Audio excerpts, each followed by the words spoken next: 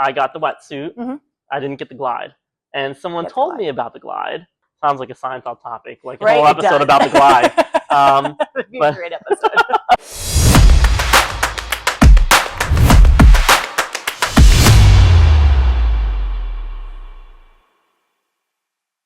So hi everyone, I am here with Allie, who has a whole bunch of experience with triathlons and races of the like, and she is here to tell us a little bit more about gear. We know that gear can be a little bit overwhelming for races.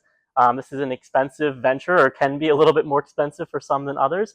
So Allie's going to draw from her experience and give us a little bit more insight into maybe what you need, what you don't need, and everything in between. So Allie, could you share a little bit more about you and your experience with triathlons? How long have you been doing them, and what got you interested? Yeah, so I started in, I think, 2010 or 2011. I did my first one because I was like, well, I like swimming and I'm pretty good at bike riding, and I was terrible at running. So I was like, all right, well, let me just try it. And so did that with my aunt and kind of liked it. I was like, all right, look, let me do it. So the following year I did the same race, had a bit of a different experience. It was different weather, kind of different vibes, I mean, that plays a lot into it. And then I kind of took a break from it and started doing marathons, so did marathons, long distance running for a while. And it was in 2019, I went back and did Autumn Lakes sprint triathlon. And a friend and I were talking, and she was like, oh, you're going to be great. I was like, I haven't done this in a long time. I'm kind of nervous about it. And at the end of it, I was like, I think I can do a farther distance, and she's like, I told you so. And then there was a global pandemic, and then, from there. Right. But so since then I've done, I think it's 6 Olympic distance, 12 or 13 sprints, 3 70.3s, so half Ironman distance. Ironman is a brand, so 70.3 is the distance, and then 1 full Ironman, which is 140.6. Wow, nice. It's a lot of them. And for those who aren't familiar, the sprint is the shortest distance. That's what I'm starting with. And then there's the Olympic, the AC triathlon that we're doing. Does have an Olympic distance as well, and then you have the half Ironman and the full Ironman, right? Yep. It's funny that you say that you aren't good in one area, because I feel like that's most of us. Like, swimming is my area, and I feel like we can't all be good at everything, right? So, but when you think about those years of doing all of these triathlon races, was there an item or a gear that you feel like you really splurged on, that you feel you would encourage others who are in this space now, and maybe even just starting out, to say, you know what, in this space of so many options, this is the one area where you might want to spend a little more money. It'll pay off for you. Yeah, I think as I got further into the sport, the things that bring you comfort are the things that I'm going to spend the money on. So I'm going to spend the money on a tri-kit that doesn't chafe. I'm going to spend the money on a sports bra that works well. I'm going to spend the money on shoes that don't hurt my feet. For my tri shoes, my biking shoes, they're ridiculous. They're mountain bike shoes. Okay, they're comfortable, and like I'm a solid mid backpacker, so like I'm not winning the thing. I'm not shaving off ounces here. I need my feet to be comfortable if I'm going to be on my bike for 100 miles, so I think kind of deciding like the comfort and the safety ones are the things that I'm like, yeah, that's going to be the thing. And the things worth spending money on, and then everything else, there's always something new or something better you can buy, but like the comfort and safety are number 1 and 2 for me. So I'm assuming you do this clip-in shoes for your bike? I do, yeah. Okay, even for the shorter rides, like, I guess, do you do sprints anymore? I do. I'm doing one on Saturday. Okay. Okay. So yeah, I clip in all the time. I have power meter pedals, which are nice to have and definitely not required for anybody. So it tells you the amount of power that you're generating while you're riding your bike. I just learned a new term. Power meter pedals. Yeah, and so they make them in all kinds of different ways, but these particular ones you clip into, and that's just what's on my bike. At this point, it's super comfortable for me to clip in and clip out. You can loosen them on some of it, almost like a ski boot, so making it easier to clip in and clip out, which is what I did last year when I broke my foot and needed to be able to move it quickly. So I always do that. It's just kind of second nature at this point. Okay. Yeah, I mean, I bought the pedals, and they have that little screw, so you can kind of, loosen them, but I haven't decided if I want to use them. I can't get the old pedals off of the bike yet. I've tried. they're on there tight, so we're trying to figure that out. But yeah, take it to a bike shop or yeah, I thought that was going to be the easy part, but they can be a little tricky sometimes. So the nice thing, I don't know if yours are like this too, but maybe all of them are like this, but they kind of have like the clip on one side, and if you don't want to use the clip, you can just put your feet on the other side of it. I have a set of those, so on the bike that I ride outside all the time, it's the power meter pedals. And then indoors, I have a different bike that's a little bit older, and it's clips on one side and flats on the other.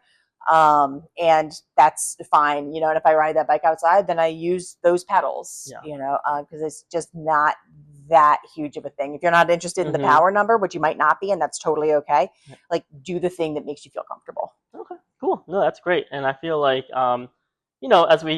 biking is, for me at least, biking is one of those areas where I'm like, I think I can do okay with it, but I know that there's like most of the areas and events, I can be more efficient with it. So it sounds like obviously those clip-in pedals, for those who aren't familiar, can kind of enhance and increase and double your effort a little. Make you get more bang for your buck. You get more bang for your buck, so you can push. It's similar to so the clipless has clips, which is kind of confusing to everybody.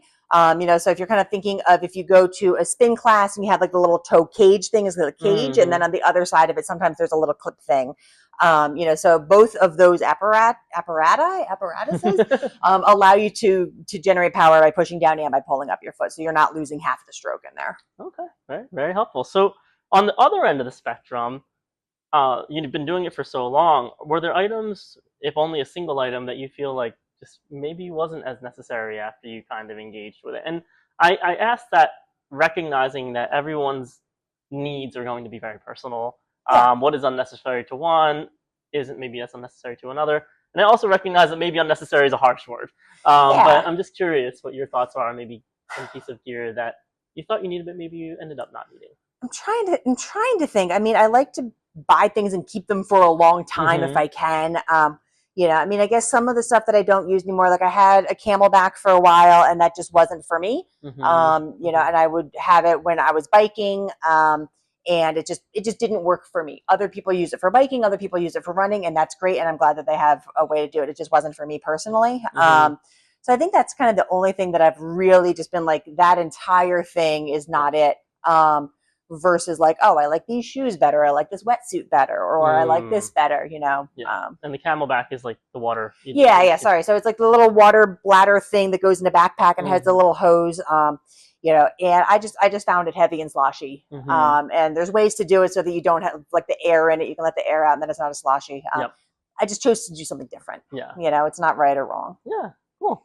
So, obviously there's a cost to all of these. It's funny because when I was talking to Allie about this interview, I sent her some questions I was going to ask, and she replied with a long list of gear, which is very helpful for me, and was kind enough to say, maybe you don't need this, maybe you don't need that. But recognizing this lengthy list of gear and, thinking about areas where folks maybe could cut costs, are there pieces of gear that you would say folks, especially folks maybe doing a sprint versus like a full Ironman, could maybe be a little bit more cost conscious with, or maybe could kind of find some more budget friendly options? Yeah, in my defense, I sent in my packing list for all of Ironman Maryland, thinking you probably didn't need 15 gels for the bike. She did preface it that way. You may need fewer hair ties. I think kind of some budget friendly options, like figuring out what works for you. Like if you are somebody who is able to digest Nerds clusters, great. If you are somebody who likes a particular kind of sock versus the other one, by all means, I cheap out on tops all the time, and just kind of things like that. I tend to cheap out on. And the thing that I like about this sport is you can roll up and be a pro, and you can roll up in your $20,000 bike and win, and that is great for you. That's not going to be my journey. But you can roll up to the local sprint triathlon in the bike that you got from Walmart, and you're going to be able to be safe as long as it's a safe bike and it's got all the caps on it. You're going to be able to be safe and have a fun time, without such a barrier. Right. You can buy stuff off a marketplace. You can go in all the tri groups because somebody wants to sell you something because they want to get something else. So. And all these races are, sponsored by various people, this wetsuit company and that, so it makes it easier and it makes it difficult in the same way because sometimes they're not always the most efficient options. But I know for me, like, in buying the wetsuit, I'm like, okay, that's probably not an area where I'd want to go too cheap. I don't want to rip or anything. But one thing I did appreciate is it seems like it's a heavy investment up front, and then most of the items you're buying can be used for many of your races there on out. Yeah, so it's kind of you're playing the long game. You're playing the long game, like when you can't always buy something, right. But I mean, I've had my biking shoes for years. There's some like winter biking jackets that I bought from Pearl Izumi like 10 years ago that still fit fine, so if I can spend money on something and I have the ability to, if it's going to be a jacket or whatever that is, then I will. The wetsuit is funny because I famously hate swimming in wetsuits, and went back and forth this significantly, and it really is like, all right, why do I want to spend money on something I don't like in the first place? Because you're going to get a better quality thing and not have to buy another one next season is the answer for it. But I don't like it, so it's really kind of like sitting there with the credit card being like, I don't like this thing in the first place, but I might hate it less if I buy a nicer one. And surprise, I hate it less. So it's a good way of saying it. Right? Hating it less. that's the best we're gonna get. I say there's more things than just triathlon. Right? Exactly. So kind of in staying in this realm of gear, was there an item that you felt like was a little bit overlooked, and you feel like maybe it's not on people's radar and they should kind of probably have it? I know for me, I got the wetsuit. I didn't get the glide. And someone told me about the glide, but I didn't know anything about the glide. So sounds like a Seinfeld topic, like a whole episode about the glide. That'd be a great episode. But anyway, for those who aren't familiar, glide is something that you can put on your body, particularly on areas that may be more prone to chafing. And it also helps get the wetsuit on a little bit more easily too. And I got it and it was helpful. But the first time I put the wetsuit on, I did not use any glide, and I regret it. So yes, I'm playing right into it. So I feel like there are items like that are overlooked, but maybe aren't always talked about. So are there any items like that you feel like you wanted to share? I think, Tri-Glide for sure. The Tri-Glide, Body Glide, chamois butter, like anything that is going to help you from being chafed in places you don't want to be chafed. Is something that's huge, and figuring out what works for you is going to be different than what works for somebody else, so kind of figuring that out and like using it liberally. I think kind of gear wise, the one thing that I sort of went back and forth on, and I was super wrong, and I'm glad that I was super wrong about it, was getting the Garmin Varia radar light, so it goes on the back of your bike and it blinks, so cars can see you. There's a version of it that has a camera that records. I chose to not get that version. So it just blinks and it'll show up on my bike computer if there's a car nearby. Okay. So as I was looking at it, I'm like, what, I like my data, what am I going to do differently knowing that there's a car nearby? I tend to ride really conservatively anyway. And the answer for me personally was it helped me get more comfortable in aero. But I think there's also something of like, kind of going back to what you spend the money on. Like, if you have the ability to spend the money on something you're going to think is really fun and use it all the time, then great. But it's kind of that longevity you were talking about before. And when you speak about overlooked, I had never heard of that. So maybe I'll get the link from you at some point and I'll put it in the comments for the video or in the description so people can look at it. I think that brings up a good point of like, most of the equipment that you probably will use for your training will use for your actual race, I guess. I mean, I could be wrong on that, but it sounds like that might be something that's clearly very beneficial for your training, but maybe not as necessary for the race. I didn't have it on for the race, but I was conscious of it. So I raced on Sunday, and it wasn't a closed course. It was like limited traffic, and it had, cops and stuff closing off the roads.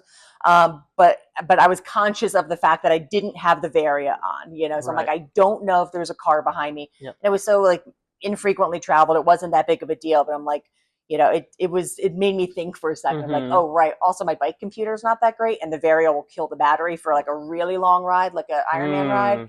So I didn't have it on for that either. I was just sort of conscious of it. Yeah. It's not right or wrong. Just like, just notice that you don't have this extra level of protection right now. You need to look behind you, Yeah. So. And random question, can you have a phone or something to listen to music on the race or no? So how do you listen to music? You don't. You just It is you and your thoughts. Wow. It is you and your thoughts. I feel like that's so. I'm learning this right now. Yeah. I think I'm just gonna cancel my triathlon now. No. It'll say in there that you can't use headphones, or any kind of music device or things like that. Okay. And whether or not the race enforces it is going to be up to the race. For something like what you're doing, probably very likely. Some other ones, they might turn a blind eye to it, especially if you're not going to win the thing. That's actually one of the things I really like about triathlon. Is like, because we've both done road races before, running in the Philly 10K and all that, and just kind of seeing the amount of people on their phone in the middle of the race. Again, kind of back of the pack land. I'm not winning here, but I'm like, we're still racing here, guys. Totally. So I appreciate that. So I have my phone. It was actually funny. So I have my phone in my little like bento box thing that I have on my bike, and I forgot that I signed up to track myself last Sunday. So I get into T1, into the first transition between swim and bike, and my phone's going off, and I'm like, who the heck is calling me? Who's texting me? What is this? And then in T2, the same thing happens, and I'm like, is it me? Am I the problem? Yeah. It was me, So like I kind of like it. You can have it with you as long as you're not using it in distracting manners is basically the rule of it. So I know some friends have it, whenever they race, because they're like, look, if I get a flat, I'm out. If something happens, I'm out. And just feel better with that. So if you're being DQ'd for using the phone, like, I'm already out because XYZ already happened. Totally cool. But yeah, we're not listening to the music. No ear pods, nothing. No live triathlon updates during my race for you guys. You can track them. Yes, you can. They'll have a tracker. Yeah, they'll have a tracker for you. That's good to know.